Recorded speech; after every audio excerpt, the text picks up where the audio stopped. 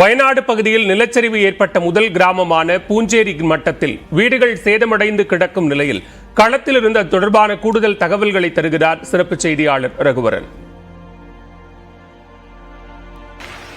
வயநாடு பகுதியில் நிலச்சரிவு ஏற்பட்ட முதல் கிராமமான இந்த புஞ்சேரி மட்டம் கிராமத்தில் தான் இருக்கோம். இன்னும் பார்க்கலாம், இடர்பாடுகள் நிறைய இருக்கு. இன்னும் மீட்பு பணிகள் முழுமையாக தொடங்காத ஒரு மலை கிராமம், அதாவது மலையின் உச்சியில் இருக்கக்கூடிய ஒரு மலை கிராமமாக இருக்கக்கூடிய சூழலில் அந்த வீடுகள்லாம் எப்படி சிதறி கிடக்கு, இன்னும் அந்த வீடுகள்லாம் உடைந்த நிலையில் இருக்கிறத பார்க்க முடிகிறது. குறிப்பாக இந்த சம்பவம் முதலாக இரவு நடந்த போது அந்த வீட்டில் இருந்த ஒரு நபர் நம்முடன் இருக்கிறார். வீட்டில் இருக்கவர்களும் பாதிக்கப்பட்டிருக்கிறாங்க.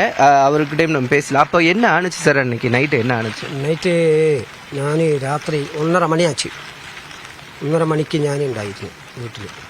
അപ്പോൾ പിറ്റേന്ന് പണിക്ക് പോകാൻ വിചാരിച്ചിട്ട് വന്ന അപ്പോൾ വൈഫിൻ്റെ അടുത്ത് പറഞ്ഞു, ഞാൻ നീ അവിടെ പോയി കഴിച്ച്, ഏട്ടനക്ക് സുഖമല്ല, നീ ഒരു കാര്യം ചെയ്യും, 2 ആളെ എടുക്കണം, അപ്പോൾ ചേച്ചിക്ക് എടുക്കാൻ കഴിയില്ല, അപ്പോൾ നീ അവിടെ പോയിട്ട് പിറ്റേന്ന് വന്നാൽ മതി പറഞ്ഞു.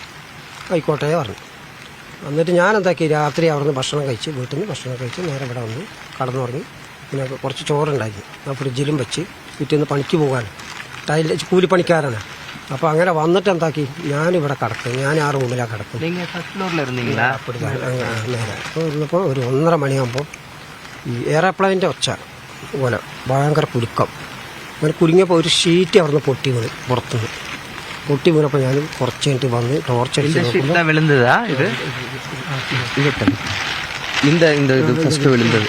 അങ്ങനെ ഞാൻ നോക്കുമ്പോൾ ഇത് വീണ് കിടക്കുന്നു.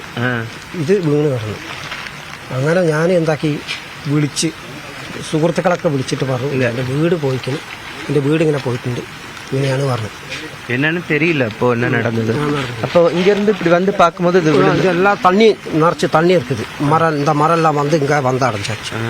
இப்போ இந்த கிராமத்தில் எவ்வளோ மக்கள் இருந்தாங்க? இப்போ ഒരുപാട് மக்கள் இருக்குது, கணக்கு ஒன்றும் தெரியல. இந்த ஓட்டர் பட்டிகை எடுத்தால் தான் தெரியும். அப்போ நைட்டு அங்கே இருந்தபோது எப்போ வந்து உங்களுக்கு வந்தாங்க இராணுவம்லாம் எப்போ வந்தாங்க? நீங்கள் எப்படி காப்பாற்றினாங்க? நான் தான் காலையில் தண்ணி குறைஞ்ச போது இறங்கி ஓடியாச்சு, நடந்து போயிட்டு. அதுக்கப்புறம் அங்கேருந்து ஹெலிகாப்டர் வந்ததா? அது அங்கே சூரமலையில் வந்து ஹெலிகாப்டர் உடம்புக்கு சீரியஸ் இல்லாத கொண்டு போயிட்டேன். இப்போ இந்த இல்லை, இப்போ பக்கத்து வீட்டிலலாம் இல்லை. இந்த ஆள் நௌசாது, இந்த அது வீடே இல்லாமல் இருக்கு. இந்த வீடு சாணதான் இது. இங்கே வந்துட்டு அந்த வீட்டோட கூரை தான் இப்போ நம்ம நிற்கிறதா? இந்த இடமா? அங்கேருந்து இவ்வளோ தூரம் வந்துருக்கு. எங்கிறதா போல வந்துருச்சு. அங்கே இருந்தவங்கள இல்லை, அவரெல்லாம் மாறி அங்கே வேறு ஸ்தலத்து போயாச்சு, பந்து வீட்டுக்கு.